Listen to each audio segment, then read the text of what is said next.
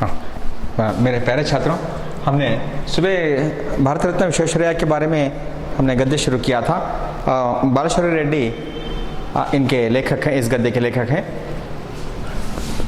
हिंदी गद्य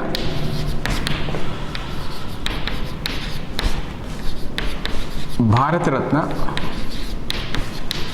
विश्वेश्वरैया, भारत रत्न विश्वेश्वरैया।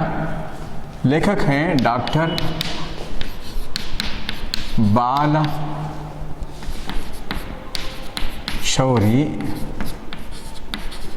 रेड्डी,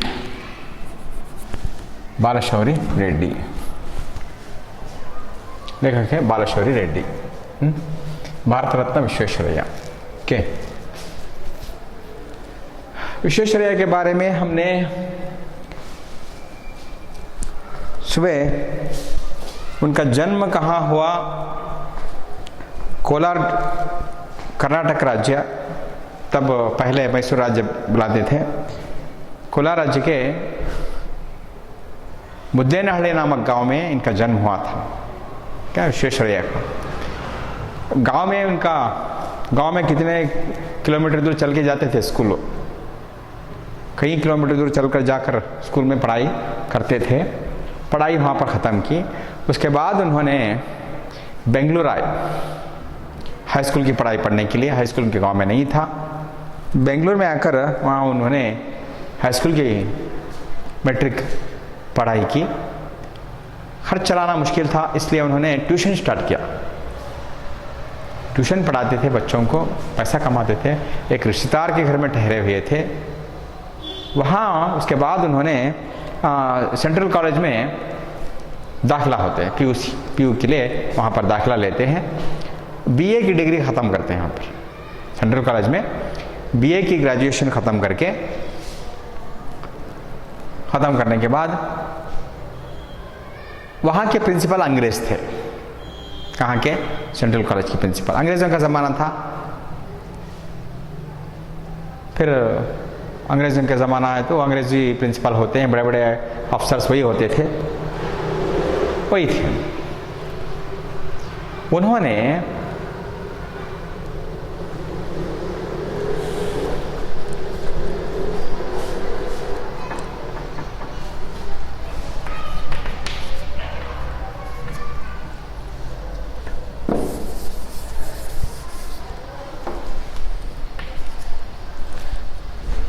अंग्रेज प्रिंसिपल ने विश्वेश्वरैया को एक पत्र दिया। खूब तारीफ लिखी थी विश्वेश्वरैया की उस पत्र में, क्योंकि प्रिंसिपल उनको देखे थे। उनका अध्ययन उसी कॉलेज में हुआ था, बीए ख़त्म किए थे वो। ये पत्र ले जाओ, पुणे के साइंस कॉलेज के प्रिंसिपल को दे दो। तब विश्वेश्वरैया ने वो पत्र लेकर पुणे गए। पुणे जाकर साइंस कॉलेज के प्रिंसिपल से मिले, उनको पत्र दिया। पत्र देखकर वहाँ के प्रिंसिपल ने उनको एडमिशन दे दिया। स्कॉलरशिप भी मिलने लगा। स्कॉलरशिप तब से मिल रहा है। एजुकेशन के लिए कितना इंपॉर्टेंस दे रहे हैं दुनिया में। स्कॉलरशिप देते हैं, नहीं पैसा नहीं है, गरीब है, पढ़ना चाहते हो पढ़ो, गवर्नमेंट पैसा देगी, संस्थाएं पैसा देंगी, वक्फ बोर्ड पैसा देगी, कुछ अमीर लोग स्कॉलरशिप देंगे। पहले महाराजा थे, वो लोग पैसा देते थे, स्कॉलरशिप देते थे। अंबेडकर को भी स्कॉलरशिप दिया गया। उसी स्कॉलरशिप से वो फॉरेन जाके पढ़े, अमेरिका जाकर पढ़े, वो इंग्लैंड जाकर पढ़े। इतनी सारी पढ़ाई उन्होंने जारी रखी। इसलिए पहले पढ़ाई पूरा करो, बाद में फल दे। थोड़ा पढ़ के फल एक्सपेक्ट करना, पेड़ अभी बड़ा नहीं हुआ, अभी इतना है, तभी फल की अपेक्षा नहीं करनी चाहिए। पेड़ को खूब बढ़ने दो, समृद्ध होने दो, फूल खिलने दो, उसके बाद फल छूटेंगे। फल आने तक इंतज़ार करो। वक्त से पहले अगर हम फल की अपेक्षा करते हैं तो नहीं मिलता।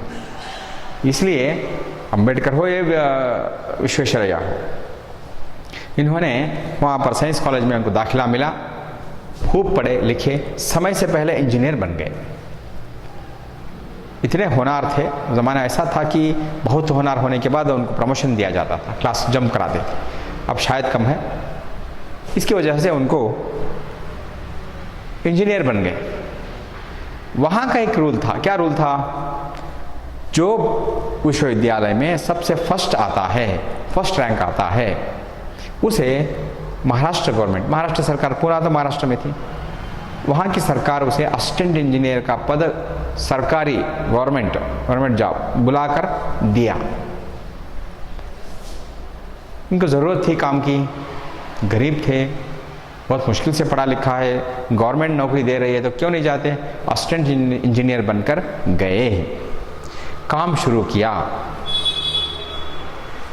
नहरें बनाने का, कालवे बोलते हैं अब, वो बनाने का काम, पीने का पानी पहुंचाने का काम शुरू किया। इतना सारा काम उनकी कार्य दक्षता देखकर, उनका परिश्रम देखकर, उनकी बुद्धि शक्ति को देखकर अलग अलग शहरों से उनको बुलावा आया।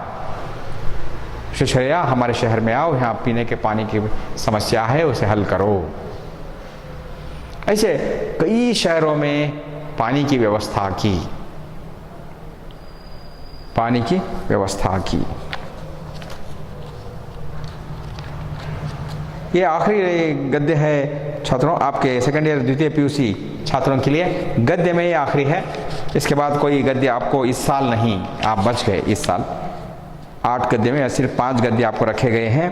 5 गद्य अगर अच्छी तरह से आप पढ़ लें, पाँचों में भी 3 मार्क्स क्वेश्चंस याद करना पड़ेगा। जिस लेसन में संदर्भ है उस लेसन से संदर्भ सीखना चाहिए, जिस लेसन से किसने किससे कहा है उस लेसन से वो भी सीखना चाहिए। मेरे ख्याल से किसने किससे कहा फर्स्ट लेसन में और फोर्थ लेसन में है। 2 लेसन में सीखने से आपको 4 अंक मिलेंगे। इस तरह से हम बाद में भविष्य में उसके बारे में चर्चा करेंगे। विश्वेश्वरैया जब 31 वर्ष के थे, 31 ईयर्स के थे, तभी उन्होंने एक बहुत बड़ा कार्य साध लिया। कौन सा बहुत बड़ा कार्य साध लिया? वह है शक्कर बैरेज तथा वाटर वर्क्स का निर्माण। शक्कर बैरेज,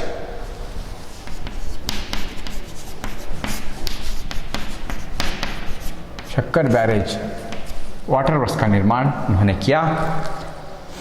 ये 1894 में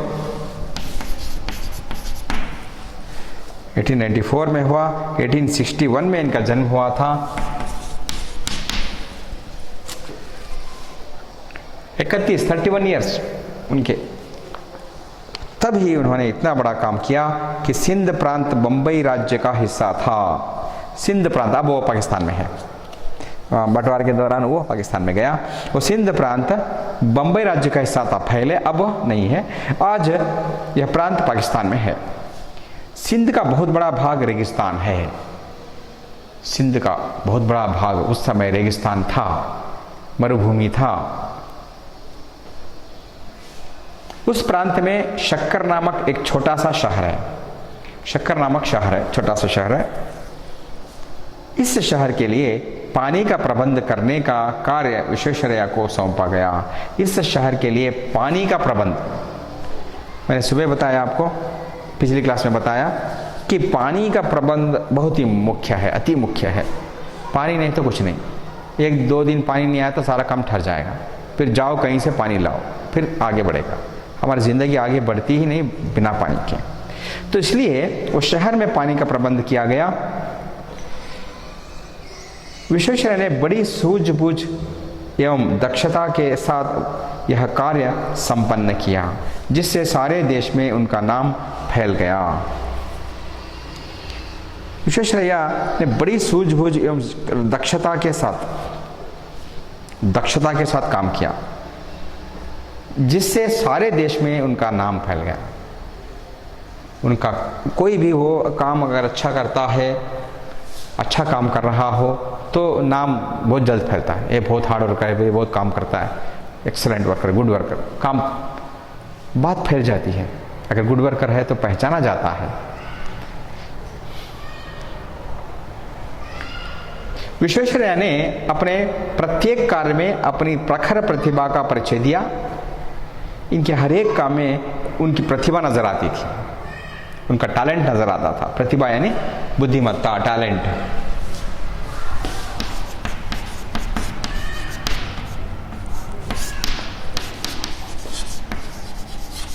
प्रतिभा यानी टैलेंट।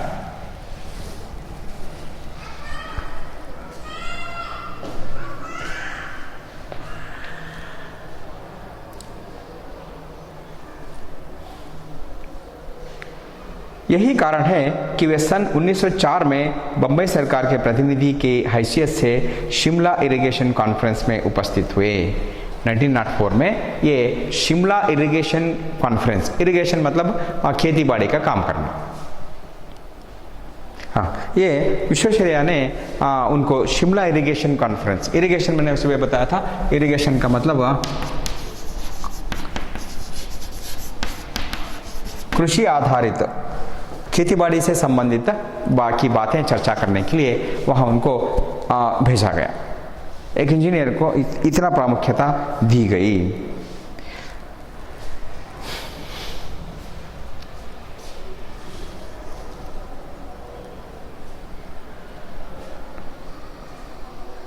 कॉन्फ्रेंस में उपस्थित हुए विश्वेश्वरैया की प्रतिभा के अनेक उदाहरण दिए जा सकते हैं। कई उदाहरण कर्नाटक में आप आगे चलकर देखेंगे इस गद्दे में कि उनकी देन क्या क्या है। KRS कृष्णराज सागर डैम, इतना बड़ा डैम, इतनी बड़ी, भारत में एक ऐसा ही मैसूर शहर में जो डैम है उतना पानी स्टॉक करके रख सकते हैं, इतना सारा पानी। देश में बहुत कम है ऐसे डैम। तो भारत में विश्वेश्वरैया के समय पर सबसे बड़ा डैम वही था उन समय। उसके बाद कहीं अगर कोई दूसरा डैम बना दिया हो पता नहीं, कि विश्वेश्वरैया के ज़माने में भारत में सबसे बड़ा डैम KRS डैम था। उसके बाद में हम चर्चा करेंगे। तो विश्वेश्वरैया की प्रतिभा के अनेक उदाहरण दिए जा सकते हैं। पूना के निकट खड़कवासला,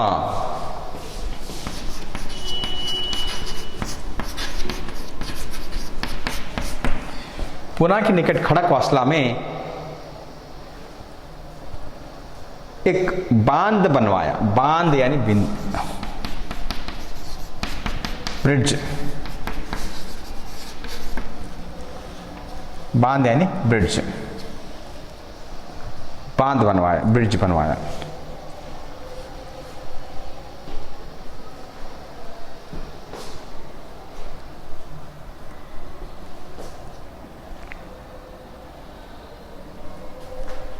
एक ब्रिज बनवाया खड़कवासला के पास। इस बांध के लिए ऑटोमेटिक गेटों का निर्माण किया गया, ऑटोमेटिक गेटों का डिजाइन किया गया। क्या ऑटोमेटिक गेट? बांध यानी ब्रिज। अब देखे कोई भी डैम देखे होंगे, होस्पेट का डैम हो, शिवमोगा का डैम हो, या तुंगभद्रा डैम हो, शिवमोगा के पास है, वो भी हो सकता है। उसके बाद ये क्या KRS मैसूर का डैम हो।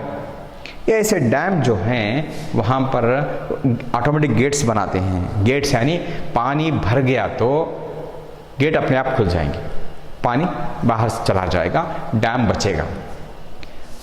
पानी कम हुआ तो गेट ऑटोमेटिकली बंद हो जाएंगे, पानी रुकेगा। ऐसा दुनिया में सबसे पहले ऑटोमेटिक गेट विश्वेश्वरैया ने बनवाए।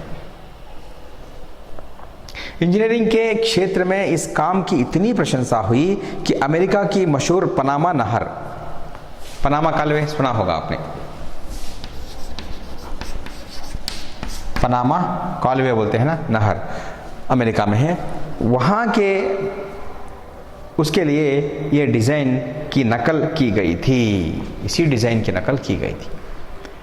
जो इन्होंने जिस तरह का प्रोजेक्ट बनाया था उसी तरह का प्रोजेक्ट अमेरिका में पनामा कालवे, बहुत बड़ी नहर है, बहुत पूरे अमेरिका में वो घूमती है, पानी खूब है।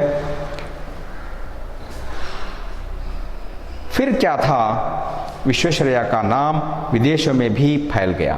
विश्वेश्वरैया का नाम विदेशों में भी फैल गया। ये विश्वेश्वरैया का डिज़ाइन का वो ऑटोमेटिक गेट है, वो गेट बनवाए हैं करके नाम फैल गया। सारी दुनिया में उसका नाम हुआ।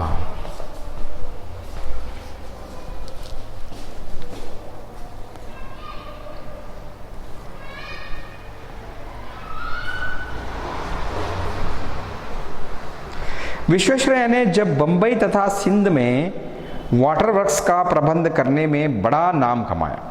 विश्वेश्वरैया बंबई सिंध वाटर वर्क्स का काम, वाटर वर्क्स पानी का प्रबंध, वो काम में उन्होंने बहुत नाम कमाया। 1906 में अदन से उन्हें बुलावा आया। 1906 में अदन ये विदेश है, आउट ऑफ कंट्री, वहां से इनको इनविटेशन आया अदन से।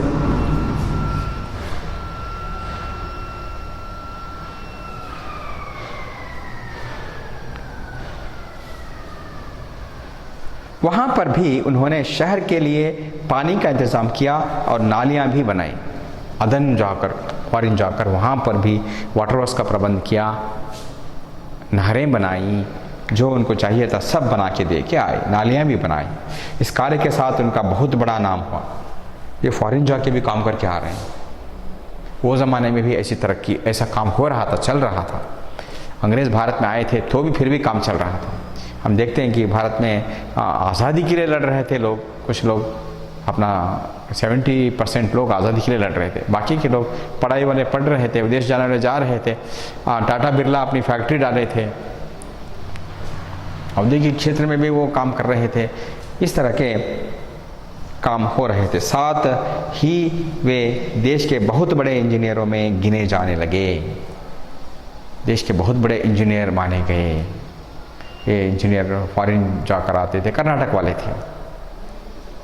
उस समय से बड़ी बड़ी योजनाओं के लिए उनकी सलाह लेना ज़रूरी समझा जाने लगा। उनकी सलाह लेते थे, बड़ी बड़ी योजना में उनको बुलाते थे, उनसे सलाह लेते थे, सलाह लेकर ही आगे बढ़ते थे। उस समय से बड़ी बड़ी योजनाओं के लिए उनकी सलाह लेना ज़रूरी समझा जाने लगा। इधर उनकी खूब पदोन्नति भी हुई। इधर उनकी खूब पदोन्नति।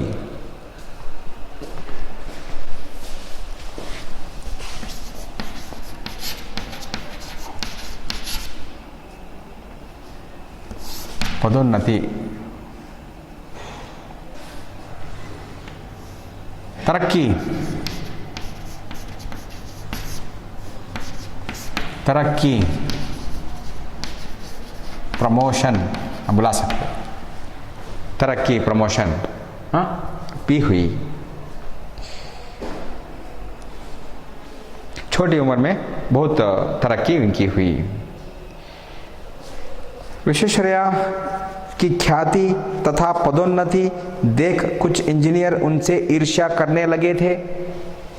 अब छोटा कम उम्र वाला अब सबसे ज़्यादा तरक्की कर रहा है, इन्फ्लुएंस, प्रमोशन ले रहा है, प्रमोशन ले रहा है, सारी दुनिया में नाम हो रहा है, तो सीनियर्स इंजीनियर को जलन हुई।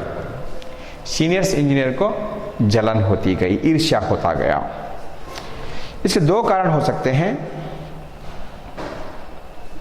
इसके दो कारण थे। एक तो विश्वेश्वरैया की उम्र बस उस वक्त केवल 47 विश्वेश्वरैया की उम्र 47 वर्ष थी तब वे।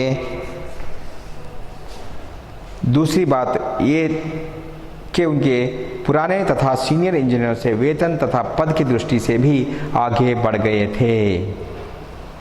दूसरी बात यह है कि उनके सहयोगियों से ज़्यादा तनख्वाह इनको मिलती थी। छोटे उम्र वाले होने के बावजूद सीनियर्स से ज़्यादा तनख्वाह इनको मिलती थी। इनका प्रमोशन भी हो गया था। सीनियर इंजीनियर से वेतन तथा पद की दृष्टि से भी आगे बढ़ गए थे। जो सीनियर इंजीनियर का वेतन से ही ज़्यादा वेतन लेते थे, वे सुपरिंटेंडिंग इंजीनियर पहले ही से थे।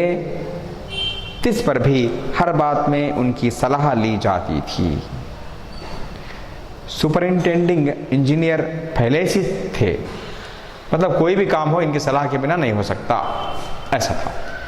इसके बाद वो काम करने लगे। तिस पर भी हर बात में उनकी सलाह ली जाती, फिर भी उनकी बात की हर बात उनसे सलाह लिए बिना कोई काम नहीं होता था। इतने प्रभावी, इतने टैलेंट, इतने बुद्धि शक्ति वाले, प्रतिभा वाले इंजीनियर थे।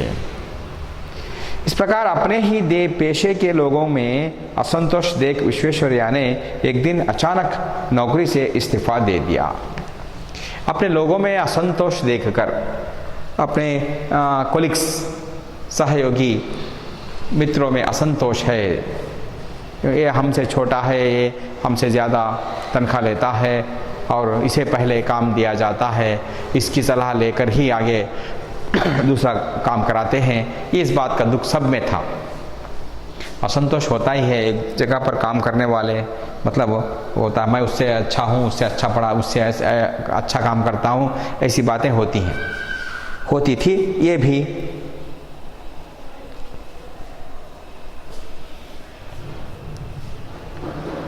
एक बार अचानक उन्होंने इस्तीफा दे दिया विश्वेश्वरैया ने।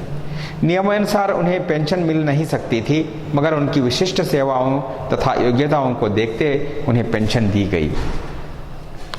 पेंशन नहीं दी जाती थी, लेकिन विश्वेश्वरैया इतने होनहार थे, वहाँ का रूल्स था कि पेंशन नहीं देते, रिटायर्ड होने के बाद देते थे, लेकिन पहले रिटायर्ड हो गए, समय से पहले रिटायर्ड कौन होता है उसको पेंशन नहीं दी जाती थी। अब गवर्नमेंट खुद बोलती है रिटायर्ड हो जाओ, हम पेंशन देंगे, तनख्वाह भी देंगे, रिटायर्ड हो जाओ। BSNL कंपनी में, गवर्नमेंट की कंपनी जो थी, टेलीकॉम कंपनी, तो बहुत सारे लोगों को वॉलंटरी रिटायरमेंट दे दिया, तनख्वाह भी दे रहे हैं, पेंशन भी आएगी। क्यों? काम नहीं है, बैठकर क्या करोगे? यहाँ बैठने के बदले घर पर बैठो। गवर्नमेंट घर बैठाकर उनको तनख्वाह देती है, पेंशन भी देती है। तब ऐसा नहीं था, पूरा काम करो बाद में पेंशन मिलेगी, नहीं तो काम नहीं, पेंशन नहीं मिलेगी, ऐसा था। लेकिन विश्वेश्वरैया को देखकर, उनके काम को देखकर उनको पेंशन भी दिया गया। नौकरी से निवृत्त हो पेंशन पाने के बाद, नौकरी से रिटायरमेंट होने के बाद, पेंशन लेने के बाद विश्वेश्वरैया हैदराबाद राज्य के इंजीनियरिंग सलाहकार नियुक्त हुए। हैदराबाद नवाब उन्होंने इनको बुलाया, वहाँ के गवर्नमेंट के सलाहकार इंजीनियर बने। सभी राज्य के, सभी, बहुत बड़ा राज्य था तब हैदराबाद, बहुत बड़ा राज्य। ये मैसूर राज्य और हैदराबाद राज्य। हैदराबाद राज्य वेस्ट बंगाल, महाराष्ट्र, कर्नाटका, ये बॉर्डर पूरा उनका ही था, सब मिले हुए थे। 3-4 राज्य मिलकर एक राज्य था वो। अब क्या हुआ, बल्लारी, रायचूरू, सिंदगी, बीदर, गुलबर्गा, ये सब आंध्र प्रदेश था, नवाब के ज़माने में था उसका। अब वो बाद में मैसूर, कर्नाटका वो बोल के उसको ये आ गया। अभी भी बोलते हैं, देखो हैदराबाद कर्नाटका बोलते हैं। हैदराबाद कर्नाटका इसलिए बोलते हैं, स्पेशल उनको ग्रेस मार्क्स देते हैं, पॉइंट्स देते हैं, प्रोविजन देते हैं, ये सब है। हैदराबाद के नवाब ने इनको बुला लिया। हैदराबाद बुलाकर इनको निज़ाम ने अपनी रियासत का निज़ाम, नवाब का शासन था, और नवाब दुनिया के सबसे बड़े अमीर माने जाते थे, दुनिया के सबसे अमीर माने जाते थे, दुनिया में सबसे अमीर। इतना बड़ा अमीर देश भारत था। उन्होंने ही इंग्लैंड के एलिजाबेथ रानी को डायमंड दिया था, कोहिनूर डायमंड। वो आज भी उनके पास है, उनके म्यूज़ियम में है। उसकी वैल्यू मोर देन 1500 करोड़ ऐसा माना जाता है। हो सकता है कितना हो, लेकिन इतना वैल्यूबल, इतना रिच कंट्री वो था। और भारत के मुश्किल समय में तो भारत चीना के साथ जो युद्ध हुआ उस समय उन्होंने बहुत सारा सोना, 5000 किलो सोना भारत सरकार को दान में दे दिया था नवाब ने। ये सभी इतिहास है। इतना बड़ा रिच कंट्री, रिच स्टेट था, इसलिए दिए उन्होंने। हर वर्ष मूसी में भयंकर बाढ़ आती थी। मूसी नदी, वहाँ पर मूसी नदी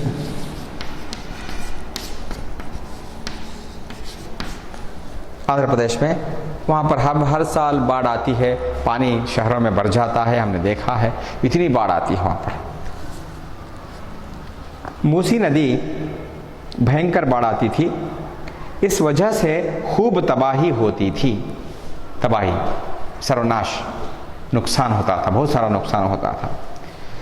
उस बाढ़ का पानी हैदराबाद नगर में घुस आता था, उस बाढ़ का पानी हैदराबाद नगर में घुस आता था,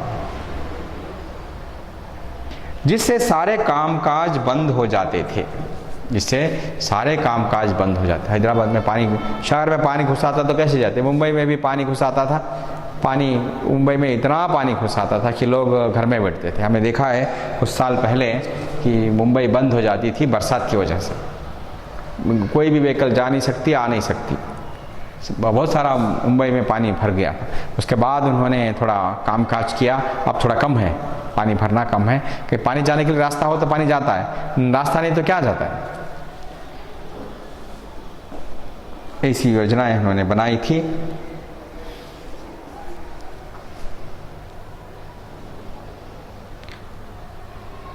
जिससे सारे कामकाज बंद हो जाते थे। विश्वेश्वरैया ने मूसी नदी पर काबू पाने के लिए योजना बनाई, बांध भी बनवाया, बांध, ब्रिज, मैंने बताया, देखो बांध, ब्रिज, उस मूसी नदी के लिए बांध बनवाया, ब्रिज बनाया। ब्रिज बनाने से पानी रुकता है, पानी रुकने से वो पानी का उपयोग कर सकते हैं, इरिगेशन के लिए उपयोग कर सकते हैं, फैक्ट्रियों के लिए पानी चाहिए, पीने के लिए पानी चाहिए, हर चीज़ के लिए पानी चाहिए। ये काम उन्होंने बनाया।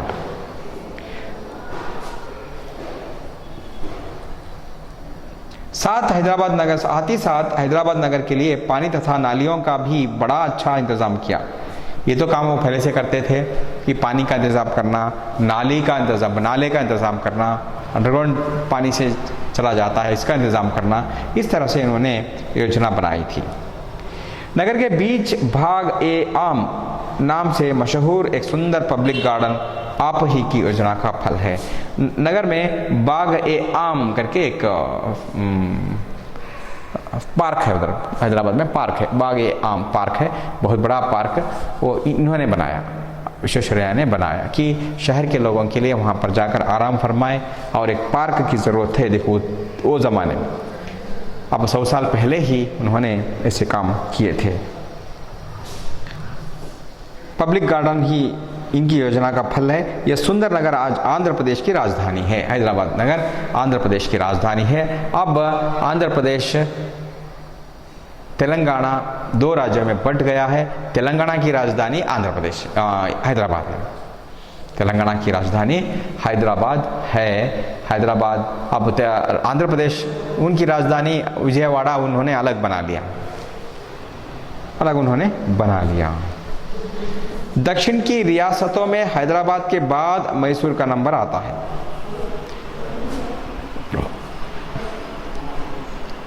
दक्षिण की रियासतों में हैदराबाद के बाद हैदराबाद रियासत, उसके बाद मैसूर राज्य, मैसूर महाराजा उनका राज्यभार था, उनका राज्यभार आता है। मैसूर के राजा उस समय कृष्णराज ओडेयर थे।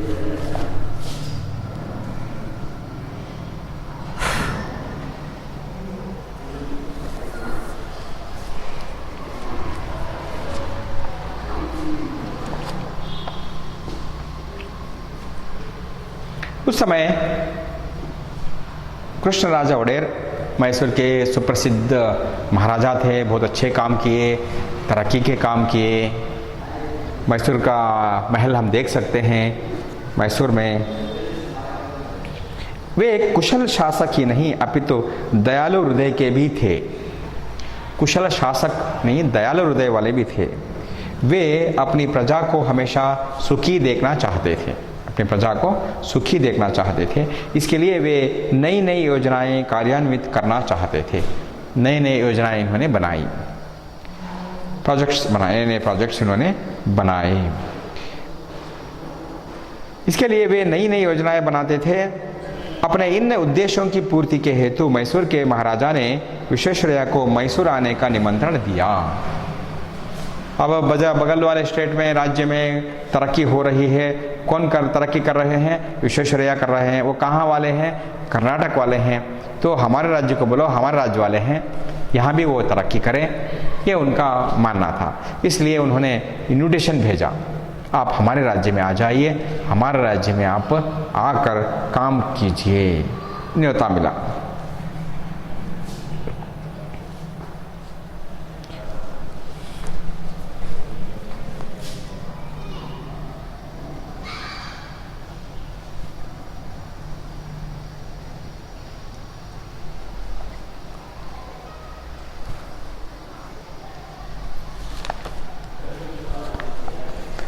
उन्होंने काम किया। विश्वेश्वरैया भी मैसूर राज्य के निवासी थे। उन्हें भी अपनी मातृभूमि को सेवा करने में आनंद का अनुभव हुआ। मातृभूमि में सेवा करने का आनंद का अनुभव उनका हुआ। कौन, किसी को अनुभव आनंद नहीं होगा कि अपने गांव में काम करे, अपने शहर में काम करे, अपने राज्य के लिए काम करे? किसको नहीं हो सकता है? ज़रूर खुशी की बात है। वे मैसूर के चीफ इंजीनियर के पद पर नियुक्त हुए। किसी राज्य में वो मैसूर के चीफ इंजीनियर नहीं बने थे, लेकिन अपने राज्य में आकर मैसूर महाराजा उनको चीफ इंजीनियर बनाए। हैदराबाद ने सलाहकार के इंजीनियर नियुक्त किया, वो सजेशन देने के लिए उनको बुलाया, बहुत काम किया उन्होंने, फिर भी चीफ इंजीनियर वो नहीं थे, लेकिन कर्नाटक में चीफ इंजीनियर बने। इस पद पर उन्होंने 3 वर्ष तक कार्य किया, 3 साल काम किया।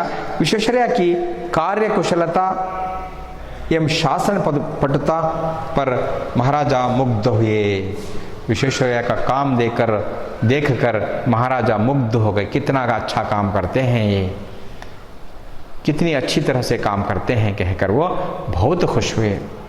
3 साल में ही उन्होंने 3 साल बाद विश्वेश्वरैया को अपना दीवान नियुक्त किया। दीवान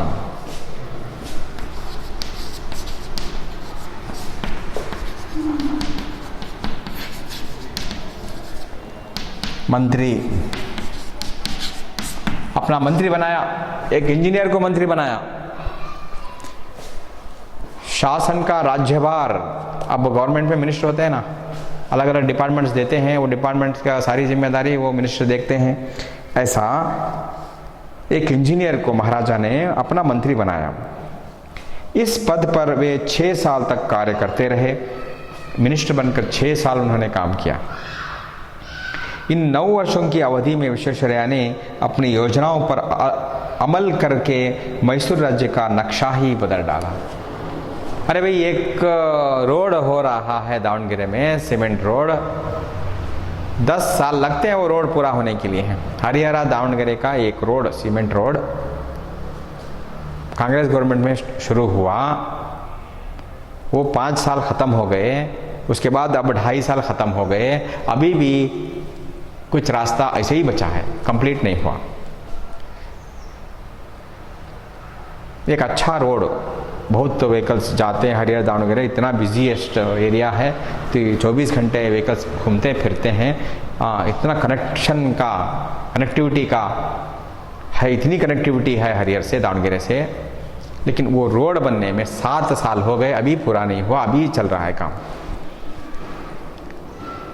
सिर्फ एक रास्ता, 10 किलोमीटर का एक रास्ता, लेकिन विश्वेश्वरैया 9 साल में पूरे कर्नाटक में कितने सारे काम किए, सिर्फ 9 साल में। तो हम देखते हैं कि उन्होंने क्या क्या काम किए। विश्वेश्वरैया ने दीवान के पद पर कार्य करते समय राज्य के हर विभाग में सुधार किया। अपने इंजीनियरिंग विभाग में ही नहीं, हर विभाग में सुधार किया। उन्होंने स्टेट बैंक ऑफ मैसूर बनाया था, इतने साल, 100 साल तक स्टेट बैंक ऑफ मैसूर चला। कर्नाटक का एक ऐसा बैंक था कि उसमें हज़ारों लाखों करोड़ों लोगों के लिए सहायता मिली, बैंक उन्होंने बनवाया था। विश्वेश्वरैया हर विभाग में उन्होंने सुधार किया, नई नई योजनाएं चालू की, राज्य की आमदनी बढ़ाई। ये इंपॉर्टेंट है, आमदनी बढ़ी तो काम कर सकते हैं, आमदनी नहीं बढ़ी तो काम कैसे कर सकते हैं?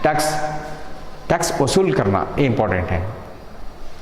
टैक्स वसूल होता है, पैसा आता है तो कुछ भी काम करा सकते हैं। ये काम उन्होंने पहले शुरू किया, बड़े बड़े कारखाने खोले। उसके बाद पैसा आने के बाद नई नहरों के द्वारा 1.5 लाख एकड़ भूमि की सिंचाई का इंतजाम किया। 1.5 लाख एकड़ भूमि के लिए पानी की व्यवस्था की। पानी की व्यवस्था।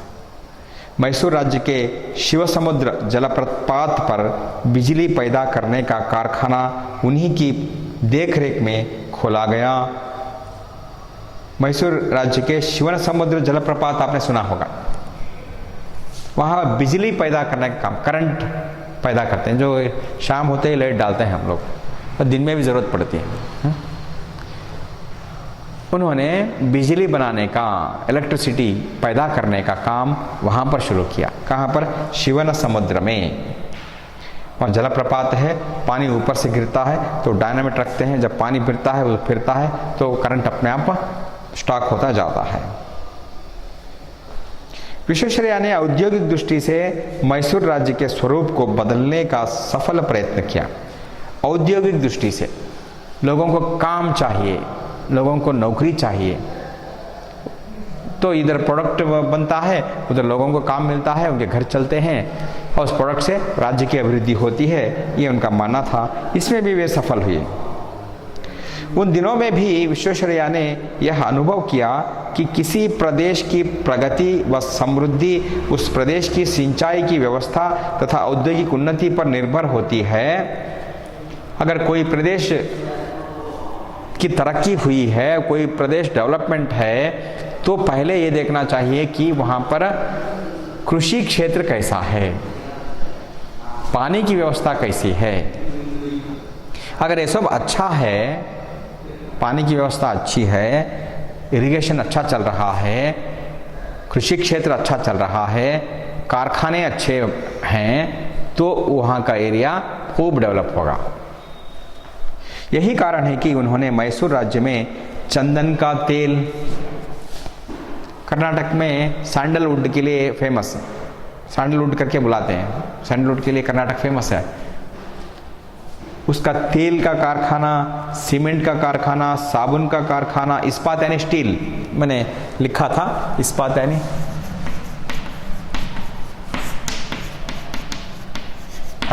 स्टील का कारखाना भद्रावती में खोला था कि घर बनने के लिए, कुछ भी डेवलपमेंट के लिए स्टील चाहिए। स्टील का रेट कितना बढ़ गया है। उसके कारखाने उन्होंने खोले। भद्रावती में स्थापित इस्पात का कारखाना उन्हीं के पर्यवेक्षण में निर्मित हुआ था। उनकी ही सुपरविजन में भद्रावती का आयरन फैक्ट्री उन्होंने बनाई थी। इतने सारे काम उन्होंने सिर्फ 9 साल में पूरे किए। एक बार आप KRS देखिए तो समझ में आ जाएगा, इतना बड़ा KRS डैम उन्होंने 9 साल के अंदर बनवाए। मैंने अभी भी कहा, एक रोड बनाने के लिए 7.5 साल लग गए, अभी तक ख़त्म नहीं हुआ 10 किलोमीटर का रोड।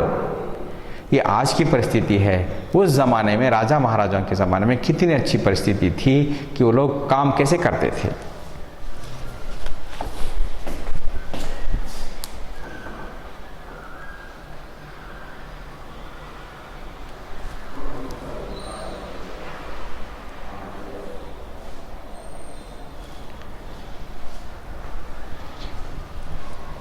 यहाँ पर रुकते हैं कि विश्वेश्वरैया एक ऐसे इंजीनियर थे कि कहीं भी जाओ काम करो, कहीं भी जाओ हार्ड वर्क करो और अच्छा काम करो। सिर्फ काम करो नहीं, अच्छा काम करो। कि वो अभी तक हम नहीं भूल रहे हैं उनके काम काज।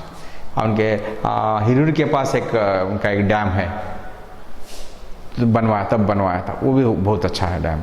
अभी तक एक भी उनमें दरार नहीं, एक भी उसमें डैमेज नहीं, इतनी अच्छी तरह से वहाँ पर उनका काम है, चला हुआ है, बना हुआ है। ये विश्वेश्वरैया, उनके बारे में हमें जितना भी बताएं वो कम है। वो उन्होंने कर्नाटक राज्य के लिए हम ये विश्वेश्वरैया की देन है। सिर्फ 9 साल में उन्होंने महाराजा के दरबार में मिनिस्टर बनकर काम कर रहे थे। मिनिस्टर के पद किसी राज्य वाले इनको मिनिस्टर का पद नहीं दिया, किसी विदेश वाले भी बुलाए, काम करा कर भेज दिए। मैसूर में बुलाने के बाद, उनका काम देखने के बाद अगर उनको मिनिस्टर नहीं बनाते तो ये सारे कामकाज नहीं होते, इतने सारे काम थे। उन्होंने आज तक भी हम उसे देख सकते हैं, महसूस कर सकते हैं, उसका लाभ उठा रहे हैं। स्टेट बैंक ऑफ मैसूर उन्होंने बनवाया था। स्टेट बैंक ऑफ मैसूर उनकी ही कार्यदक्षता में बनी थी। इतना बड़ा बैंक सारे कर्नाटक में फैला हुआ था और वो अब स्टेट बैंक ऑफ इंडिया में विलीन हुआ। स्टेट बैंक ऑफ इंडिया में वो विलीन कर लिया गया। वो भी स्टेट बैंक ऑफ इंडिया सारे भारत में है, सारे भारत भर वो बैंक है, उसमें इसको विलीन कर लिया गया। मतलब ये इतना ट्रस्ट, उसका बैंक का ट्रस्ट इतना है उसका। यहाँ पर हम रुकते हैं कि अगली कक्षा में हम विश्वेश्वरैया के और उन्होंने क्या क्या काम किए, उनकी देन क्या है, ये सब हम डिटेल उनके अगले क्लास में देखेंगे। आप सबका धन्यवाद।